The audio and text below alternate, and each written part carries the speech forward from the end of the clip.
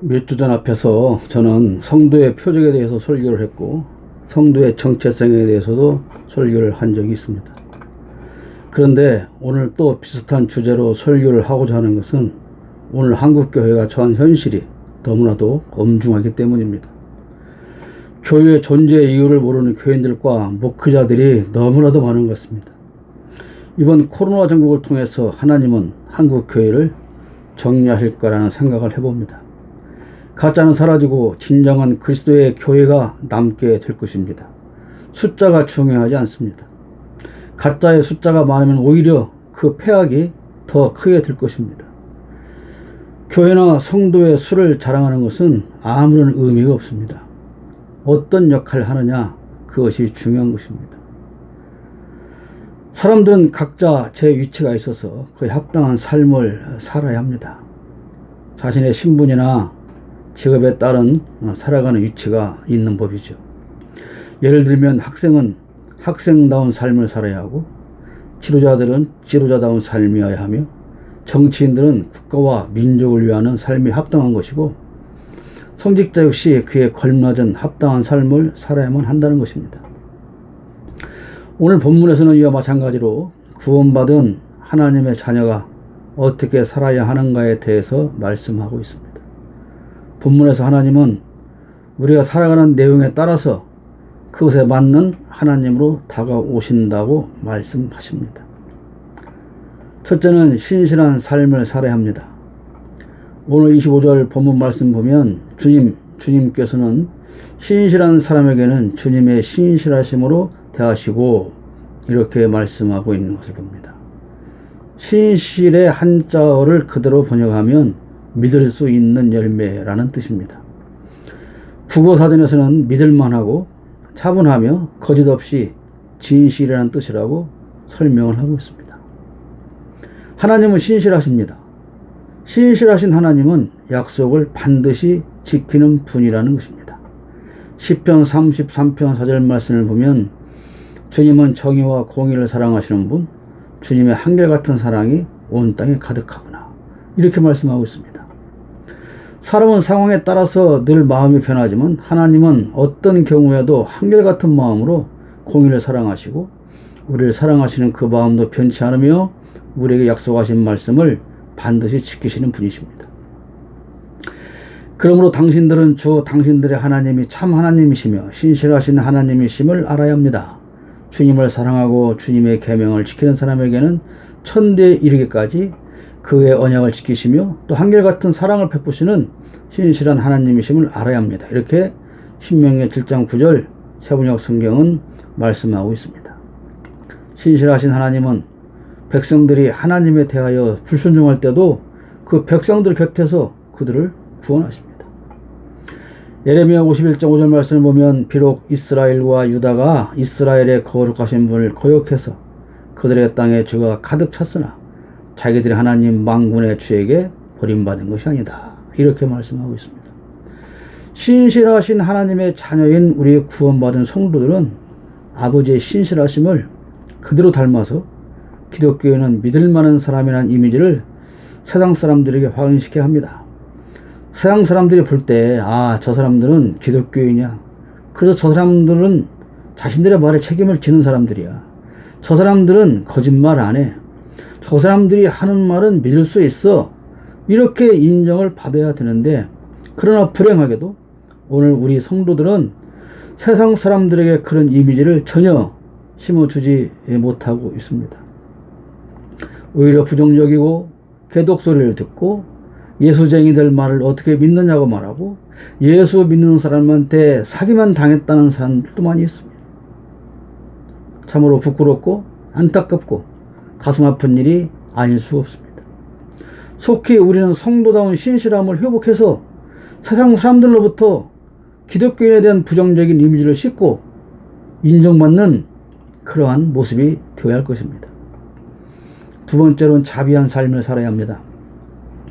누가복음 6장 36절 말씀을 보면 너희 아버지께서 자비로우신 것 같이 너희도 자비로운 사람이 되어라 그랬습니다. 자비한 삶은 용서하는 삶을 말합니다. 우리가 세상을 살아가면서 분노할 때는 배신감을 느낄 때입니다. 사람들은 배신감을 느낄 때 절대로 용서할 수 없다고 생각을 하게 됩니다. 어떻게 네가 나한테 그럴 수가 있어? 내가 너한테 얼마나 잘해줬는데 어떻게 네가 나를 배신할 수 있어? 우리는 그런 생각을 하면서 끊임없이 분노를 사귀지 못하고 있는 것입니다. 그리고 때가 되면 반드시 내가 너를 응징하겠다, 그런 생각을 지우지 못하고 살아가고 있습니다. 이것은 자비한 삶이 아닙니다. 자비하지 못한 삶은 구원받은 자의 삶의 모습이 아니라는 것입니다. 자비로운 삶을 살기 위해서는 마음속에 있는 외상장부를 불태워버려야 합니다. 장사꾼이 해묵은 외상장부를 매일 들여다보면서 그 기억을 지우지 않는 것처럼 오래전 내게 불이익을 주거나 배신한 사람을 억지로 잊지 않고 혹시라도 잊을까봐 걱정하며 그 기억을 끄집어내고 되새기며 사는 것은 결코 자비로운 삶이라고 할 수가 없습니다. 이렇게 캐캐 먹은 원망과 배신감을 버리는 것이 용서하며 사는 자비로운 삶의 시작이 될 것입니다. 하나님의 자비가 없었다면 우리는 영원한 죄악 형벌에서 결코 구원받지 못했을 것입니다. 시편 145편 8절에서 말합니다. 주님은 은혜롭고 자비로우시며 노하기를 더디하시며 인자하심이 크시도다. 사랑하는 여러분, 절대로 용서할 수 없다고 생각되는 사람이 있습니까? 내가 죽어서 눈에 흙이 들어가기 전까지는 절대로 용서할 수 없다고 그렇게 이를 갈며 마음판에 새겨놓고 사는 사람이 있습니까? 그러면 안 됩니다. 절대로 용서할 수 없다고 생각되는 그 사람을 용서하는 자비, 그 자비를 배우고 하나님께서 내가 정말 자비로운 사람이 될 수 있기를 바라며 우리는 기도해야 할 것입니다. 자비한 삶은 이해하는 삶입니다. 시편 41편 1절에 말씀하기를 가난하고 힘없는 사람을 돌보는 사람은 복이 있다. 재난이 닥칠 때에 주님께서 그를 구해 주신다 그랬습니다. 요즘 전광훈이라는 사람이 목사 행세를 하면서 자기네 교회 와서 예배하면 코로나에 걸리지 않는다, 코로나가 걸렸어도 자기가 기도하면 낫는다, 이렇게 거짓말을 퍼뜨리고 있습니다. 그러나 차라리 재난이 닥칠 때에 주님께서 구해 주심에 대한 은혜를 받고 싶다면 가난하고 힘없는 사람을 돌보아야 한다라고 가르쳐야 할 것입니다. 성도들은 다른 사람들, 특히 가난하고 힘없는 사람들을 이해하고 배려해주는 그런 삶을 살아야 합니다. 우리 한국교회는 언제부터인가 소외된 이웃에 관심을 두지 않게 되었습니다. 가난하고 소외된 이웃을 외면한다면 교회가 할 일을 하지 않는 것입니다. 도대체 교회가 무엇 때문에 존재해야 한단 말입니까? 자기들끼리 맨날 모여서 찬송하고 통성기도하고 은혜롭게 살아가는 그것이 무슨 의미가 있냐, 그런 말씀입니다. 초대교회는 가난한 사람들을 돕는 구제를 위해서 그 일을 전담하는 집사들을 세웠습니다. 그러나 오늘의 한국교회는 구제하는 일에 별 관심이 없고 구제한다고 해도 자비로운 마음보다는 자신들의 이름 내기에 바쁜 모습을 보입니다. 뭐 하나 전달하면서 사진 찍고 기자 부르고 그렇게 자랑하고 내세우고 우리는 이렇게 잘하고 산다, 그렇게 자신들의 이름 내기에 바쁜 그런 모습만 보이는 것이지 진정으로 예수의 마음을 품고 구제하는 교회와 기독교인이 점점 사라지고 있다는 것입니다. 참으로 슬픈 일이라고 할 수밖에 없습니다. 구제하고 이웃을 돌볼 때는 예수님께 하듯 해야 합니다. 그래야 상이 있습니다. 우리가 이것을 구제하면 저 사람들이 과연 돈을 바르게 쓸까, 올바르게 쓸까, 제대로 쓸까, 그걸 못 믿으니 주면 안 돼, 버릇들어, 그것은 우리가 해야 할 생각이 아닙니다. 우리가 진심으로 예수의 사랑을 담아서 구제를 했는데 그들이 그것을 잘 못 쓴다면 그것은 우리의 책임이 아닙니다. 우리는 예수님께 하듯 그저 구제하면 되는 것 뿐입니다. 마태복음 10장 42절에 이렇게 말씀합니다. 내가 진정으로 너희에게 말한다. 이 작은 사람들 가운데 하나에게 내 제자라고 해서 냉수 한 그릇이라도 주는 사람은 절대로 자기가 받을 상을 잃지 않을 것이다. 지극히 작은 사람들, 힘들게 사는 사람들, 소외된 사람들, 어려운 사람들, 그런 사람들에게 예수에게 하듯 예수님께 드리듯 우리는 그들을 구제하고 보살펴야 된다는 말씀입니다. 소외된 이웃들에게 더 관심을 기울이고 보살피는 자비로운 성도들이 되어야 할 것입니다. 저와 여러분이 그렇게 되기를 축복합니다. 세 번째는 흠없는 완전한 삶이어야 한다고 말씀합니다. 잠언 20장 7절 말씀을 보면 의인은 흠 없이 살며 그의 자손이 복을 받는다 그랬습니다. 우리 자손이 잘 살게 해달라고 복 받게 해달라고 얼마나 많이 기도합니까? 그렇다면 그 기도와 더불어 먼저 흠없는 완전한 삶을 사는 의인의 길을 걸어가야 한다는 것입니다. 내가 흠없는 완전한 삶으로 말미암아 설령 많은 재산은 후손에게 물려주지 못한다 할지라도 나의 그런 완전한 삶으로 말미암아 하나님께서는 우리 후손에게 놀라운 복을 주실 것입니다. 후손들에게 하나님의 복이 넘치기를 위해서라도 흠없는 완전한 삶을 살아야 될 줄로 믿습니다. 완전한 삶은 흠이 없는 삶입니다. 우리 성도들은 복받기를 대단히 소원하고 좋아하는 것을 봅니다. 그런데 성경은 말씀하기를 그렇게 좋아하는 복받기를 원하거든 완전한 삶을 살아야 한다 그렇게 말씀하시는 것입니다. 완전한 자는 죄악의 길에 있지 않는 사람을 말합니다. 시편 1편 1절 우리가 너무도 잘 아는 말씀. 복 있는 사람은 악인의 꾀를 따르지 아니하며 죄인의 길에 서지 아니하며 오만한 자의 자리에 앉지 않는다고 말씀합니다. 오늘 우리 한국교회는 참으로 세상을 소란스럽게 하고 있습니다. 좋은 일로 그러면 얼마나 좋겠습니까마는 결코 좋은 일로 세상 사람들의 입에 오르내리는 것이 아니라 교회가 세상의 악한 모습을 그대로 쫓아가고 있는 모습으로 세상을 소란스럽게 하고 있습니다.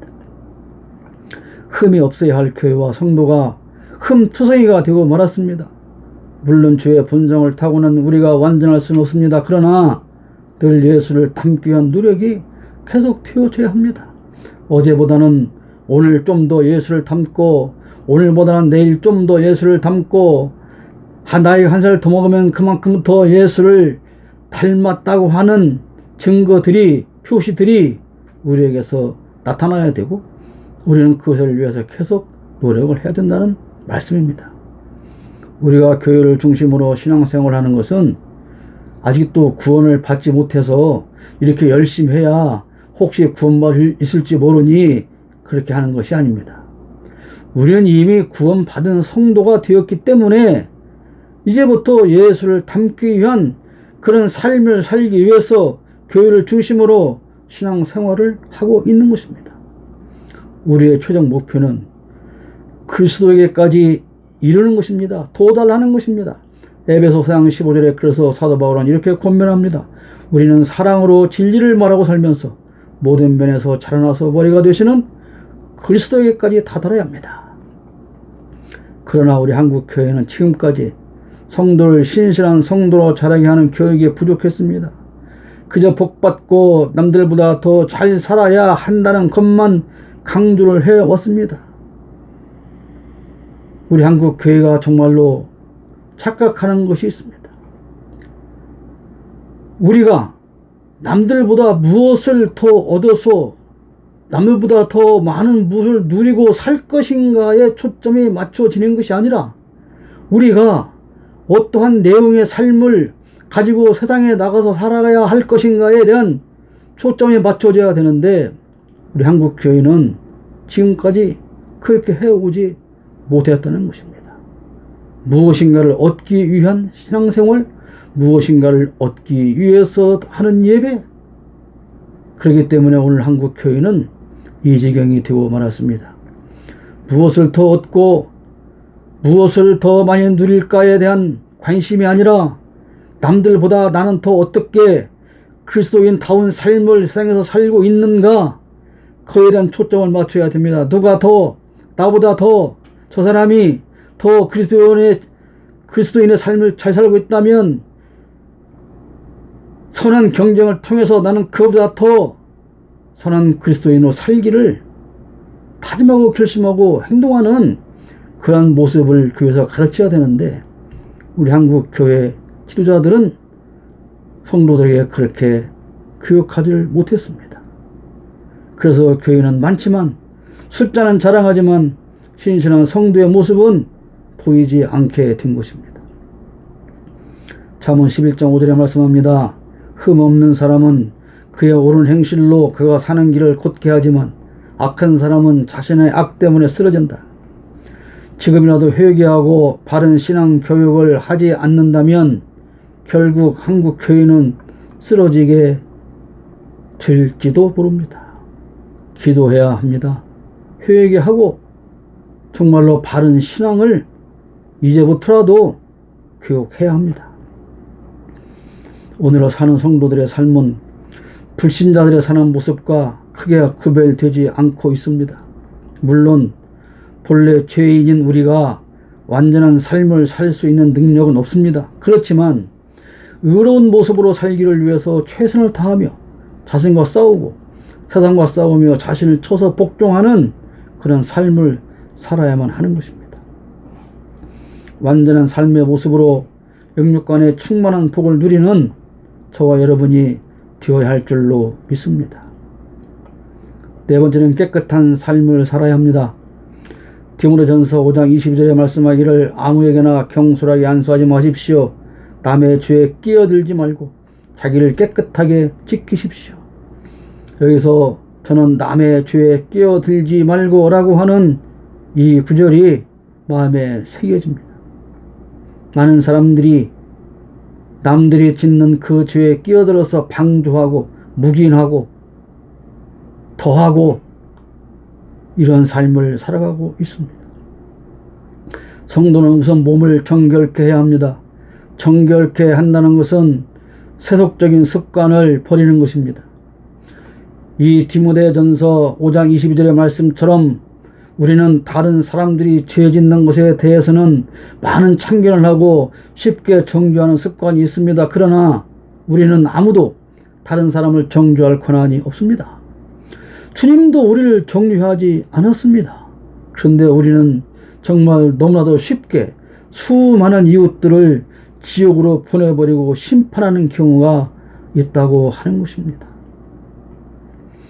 다른 사람의 죄 짓는 일에 간섭하지 말고 우선 우리 자신을 정결케 하는 삶을 살아야 하겠습니다.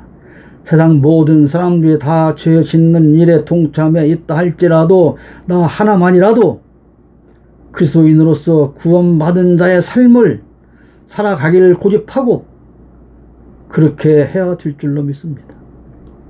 깨끗한 삶은 마음을 청결케 하는 것입니다. 바리새인들은 겉으로는 정결한 삶을 살았지만 마음은 그렇지 못했습니다. 이를테면 마음으로는 아름다운 여인을 바라보며 음욕을 가득 품지만 몸으로 간음죄를 짓지 않았다며 자신들을 의인으로 생각했던 것입니다. 그래서 주님은 그들을 향하여 독사의 자식들이라고 하셨습니다.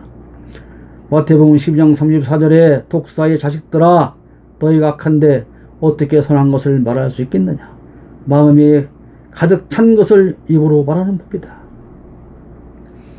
사람들은 누구나 마음에 있는 것을 입으로 표현합니다. 정치인들의 말을 보며 우리는 왜 정치인은 저런 말 할까라며 이해를 못하는 경우가 있지만 그것은 정치인의 마음에 그런 생각이 가득하기 때문입니다. 자칭 보수라고 하는 사람들 속에서 같이 행동하는 그런 정치인들의 말하는 것을 들어보면 그들의 마음에 늘 평상시에 어떤 생각을 가지고 있는가를 알 수가 있습니다. 그 말 속에서 그들의 가치관이 나오게 되는 것입니다. 며칠 전 제1야당 지도자는 그렇게 말을 했습니다. 국민들이 나랏돈 맛을 보면 절대로 떨어져 나가지 않는다. 이렇게 말했습니다. 나라 돈은 누가 만든 돈입니까? 나라 돈은 우리 국민들의 피땀 흘린 노력으로 얻은 그 돈으로 세금을 내서 나라 곳간을 채워 놓은 것입니다. 이 정치인의 마음속에는 대한민국은 민주국가가 아니고 정치인은 국민을 섬기는 사람들이 아니라는 생각으로 가득 차 있는 것입니다. 마치 왕정시대처럼 그저 궁궐에 쌓여 있는 곡식들을 흉년 들어 기근 들어 죽게 된 백성들에게 몇 듯박 퍼주며 생색을 내는 것과 같은 그러한 잘못된 가치관을 가지고 있기 때문에 그런 말을 서슴없이 할 수가 있는 것입니다.